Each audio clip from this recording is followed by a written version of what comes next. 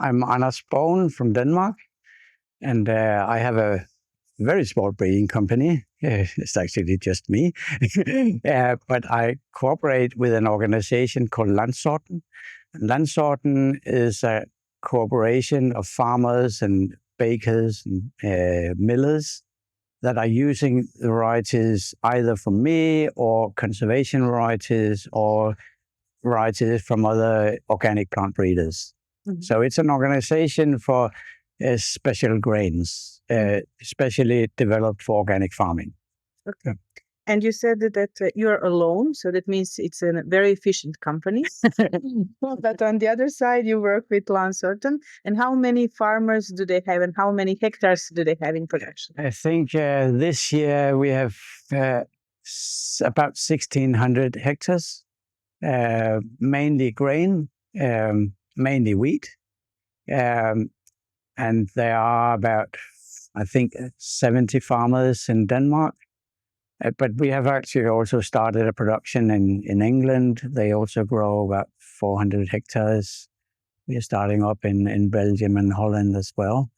But yeah, mm-hmm. That's the size of it. Mm-hmm. It's the normal production is that a mill will say this is a good varieties, and they will make contract with farmers.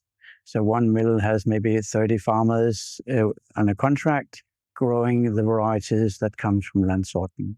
This is the norm. There are also farmers that just, I want this variety, and then they grow it independently. But most of the production is on a contract with a processor. Mm-hmm. That means that it actually goes in an opposite direction of what usually is happening in farming. So it starts with the miller and then goes Yes, it is. We are turning it upside down, you can say, because we have this very, very close contact with breeding and farmers and processors. So we try to do it, well, I think the buzzword is participatory something. Mm-hmm. But yes, we do it in a communication both ways. So they tell me what to breed for, and I try to meet the need of our members. Mm-hmm. How difficult it is to meet all the expectations? No, that's the minor thing.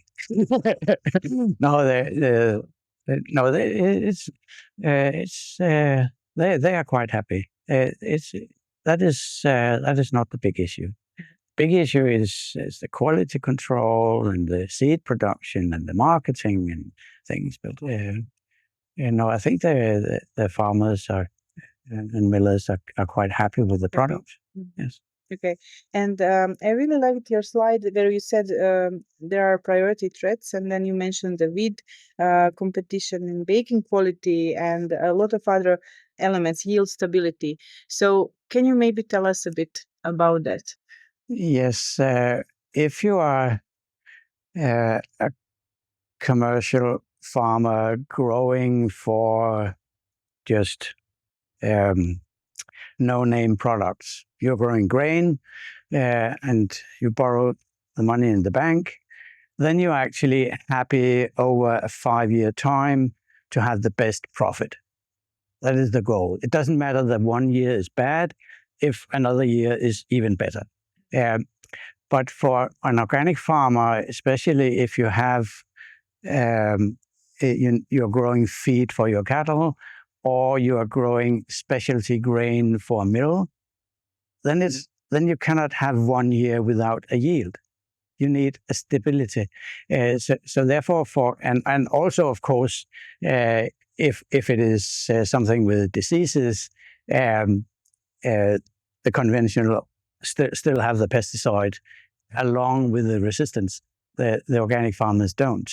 So therefore, for organic farmers, I think stability is even more important than the potential yield or the average yield. It is really the stability that is the key for many organic farms. Not all of them, but for many organic farms. Mm-hmm. And also we are more relying on soil and special conditions, because we don't have the fertilizers.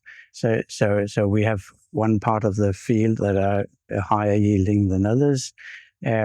whereas conventional farmers can give an extra here and there. So therefore, we also need more resilience. And resilience is more or less the same as stability. So therefore, I think this population things, or at least increased diversity, does meet many of the questions that organic farmers have. Are asking. Okay. And you mentioned also about the baking quality, and this it's a very challenging thing, but on the other side, it's not mission impossible. So maybe to give us a hint about that. Yeah, it is mainly in Northern Europe that we have this low protein content in wheat, and in order to have so we should either increase the protein content. We can do that, but that will be on expense of yield. So if we select for varieties with high protein content, then we are also selecting for varieties with low yield. And we are not too happy about that. So therefore, yes, we are doing that. We have higher protein content, but at the same time, we go for superb baking quality. Because if we have the best composition of gluten in the varieties, then we can make a decent bread even with a low protein content, and then we can maintain some of the yield. So this is why for organic farmers in Northern Europe, baking quality is actually a specific issue for organic farmers. Okay. And you're participating in a EUCARPIA conference. What would you say, how important these kind of events are also for the organic sector? No, I think networking and international cooperation is very important.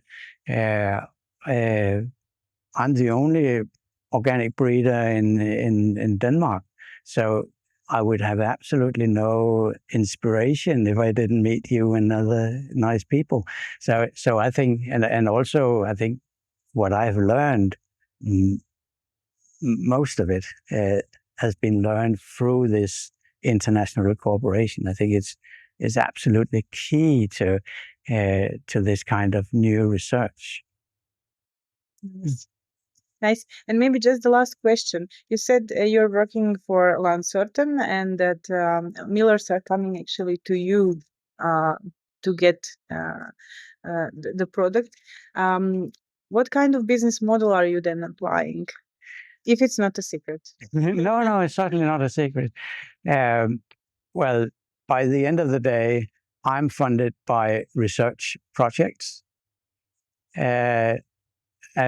Lansorten is funded by a combination of project funding and a royalty fee. So they charge the members according to the production, and it's quite a high fee compared to conventional royalty. But farmers are willing to pay this in order to have access to better varieties. It would have been nice if the fees could also cover some of my salary, but as the production is so small, it is not realistic that farmers can pay the expense of plant breeding. Plant breeding is expensive. It takes a lot of time. So therefore, for the time being, I think the model will be project funding for breeding,